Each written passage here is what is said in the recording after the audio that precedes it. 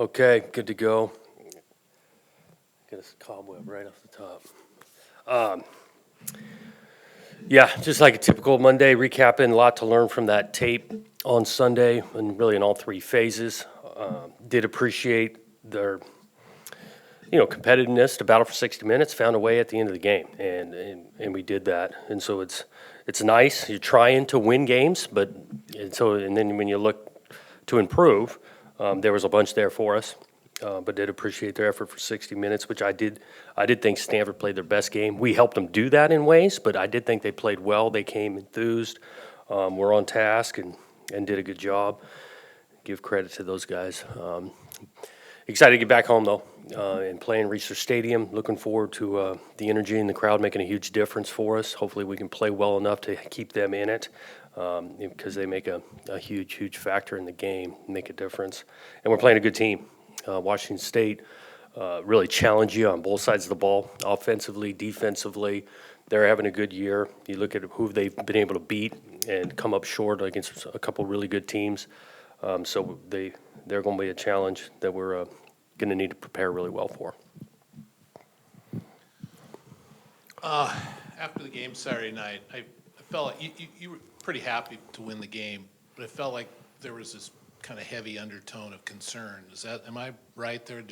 Were you pretty concerned about the way you? Well, I mean, you're always concerned on, again, finding ways we got to be able to play better. And there was a lot that we didn't do well in the game, that it's going to cost us games. We were fortunate to find a way to win the game at the end. And again, that's what you're trying to do. You play a game, you're trying to win it, and we did.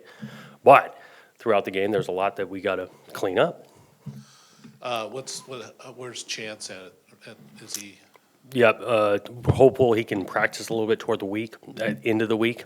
Currently, the last update I got yesterday, didn't think he would be able to practice Tuesday, but we'll find out. So do you feel like Ben is probably going to be the quarterback? He's going to get a lot of reps, and he did some good things in the game. For a first start, 2 touchdowns, no picks, a couple sacks that, he's got to do better on in that. And so we're looking for him, if he's the guy this weekend, to take a nice step from game 1 start to game 2. What did you feel like he did well, and then obviously there was a sack component. How much of that was on him? Yeah, I thought decision-making was solid throughout the night, where he's going with the ball for the most part. He held the ball a few times that led to sacks. Could have got the ball out of his hand a little bit earlier, led to sacks. So he did a lot of good things. The guys after the game talked about how they don't quit, and they believe they could win. I mean, every team since Pop Warner has said that. What is is there a certain makeup though of a team that actually does believe that? And because these guys apparently do. Have you seen that from even maybe the 2019 and 20 and 18 teams that they were kind of building toward that sort of belief? Or? Yeah, there's a lot there. I do think these guys understand how long college football games are, and it's not always going to go perfect in the first 3 quarters, but ultimately you got to finish the game in the 4th, and we've had examples of having to do that, and when we didn't do that, we've lost. So they understand the importance of finishing, and they're locked in to do it. Pass protection. Did you make any structural changes in the 4th quarter, or was it just better execution? A little bit better execution. Nothing dramatically changed in the 4th. Yeah. Against Washington State, obviously, since you got here, you haven't beaten them. What has kind of been their thing the last 5 years that has been so hard to get over the top against? Yeah, each game's a little bit different. I just think it's a quality program that competes, particularly to this year, both sides of the ball. Create some problems. They got some good players, good schemes, and you got to play well to win. And from your perspective, you're at the midway point of the season now, 6 games through. Just kind of comparing to the expectations maybe you had going into the season, offensively, defensively, how do you feel like you've maybe reached expectations or not lived up to them? I think it's each week you're trying to get a little bit better. All 3 phases have done some solid things, some things that need to show up. Each week is new and different, whether we're playing in high-scoring games, low-scoring games. So, again, it's a halfway point, and the expectation is find a way to get better this week and continue to improve. If you would have had to kick an extra point or a field goal to win the game, would you have been able to do that? Yes, yep.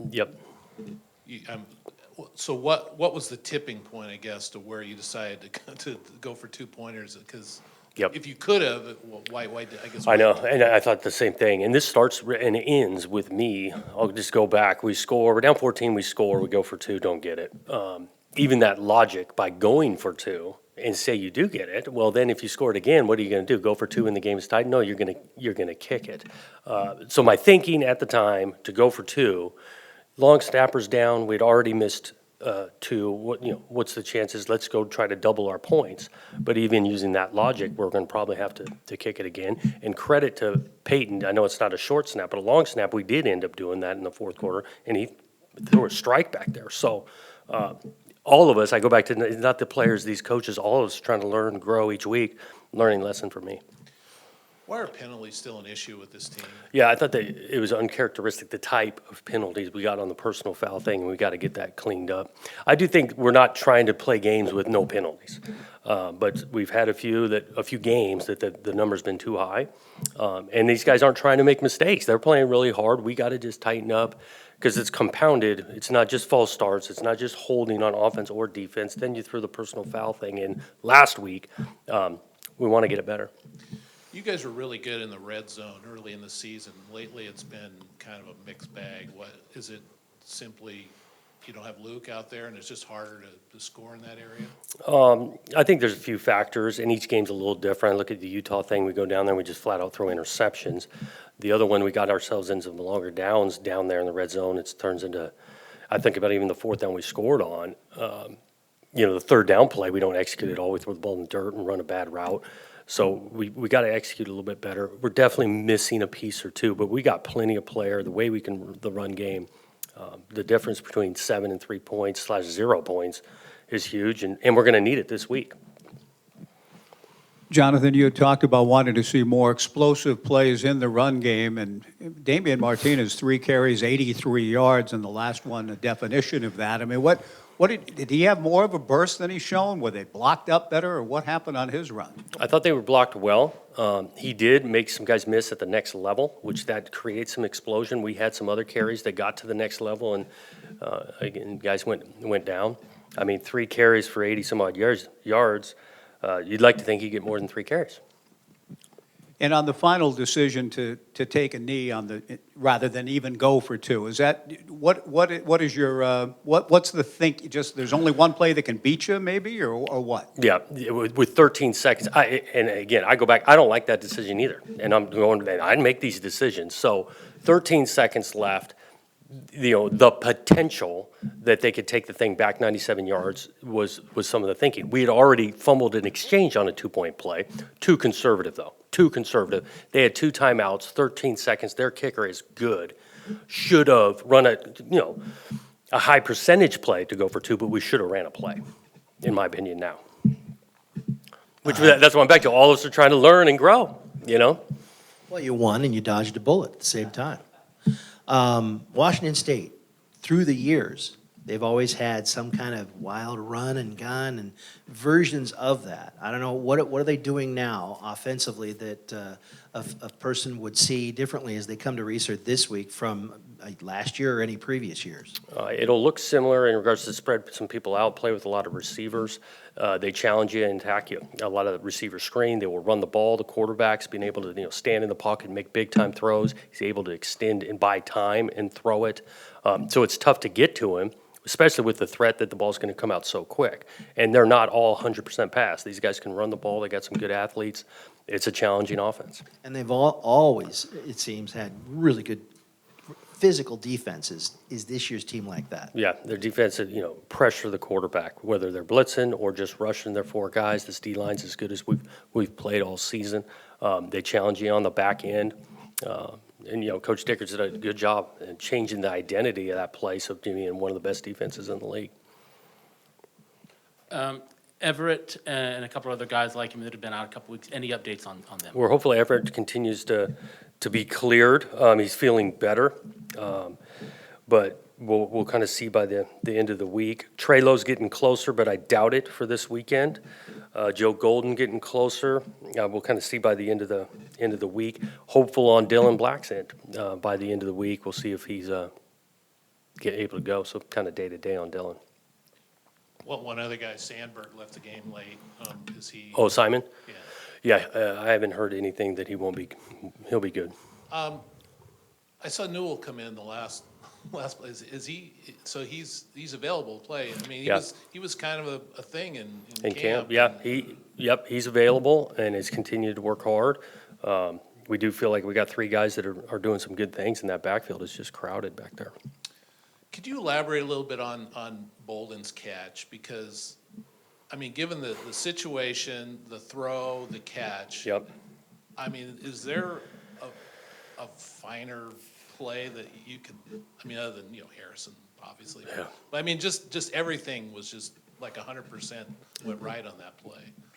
Yep, it did. So it's fourth down, one-on-one shot for Bolden. His capability to focus, obviously secure the catch with 1 foot getting down. Even the detail you see when he lands with that 1 foot of just going with his toes, not completely to his heel. It's actually something we've brought up. Coach Finch, the wideouts are aware of. In regards to staying in bounds with the toe, if the heel goes straight down to out of bounds, it's not a catch. There's a bunch of details, a big time play. How much did you guys show that to the team yesterday, just as, as one to, We definitely showed it because I did need to mix in a positive play or two. And so, yeah, we showed that one play for sure. Well, another play, though, the last one with Trayshawn, he said as soon as he caught it, he was thinking of scoring. So is that a function of practice, those types of plays against the clock? I mean, that was nigh unto miraculous, but he seemed to know what his plan was. Well, yeah, I mean, it's a big-time catch. Because it's more or less getting double teamed, the way they're playing that coverage in two-man. Corners underneath, he didn't have eyes on the ball. I mean, Trayshawn's going back over it, catches it really one-handed. And then, yeah, you're turning to go score, especially in the desperation we were in. Obviously game-changing, game-winning type play. Getting back to Reser for just the third time this week, and then obviously, you've got back-to-back home games, the bye week. Just kind of how nice is it to come back and not have to go on the road for a little bit here? Yeah, it's nice to play at home. I know our guys have confidence that the crowd's going to help them, especially on defense, and we're going to need it. And so it's this week-a-week approach, but it'll be nice to sleep in our own beds for a couple weeks. Thanks, guys.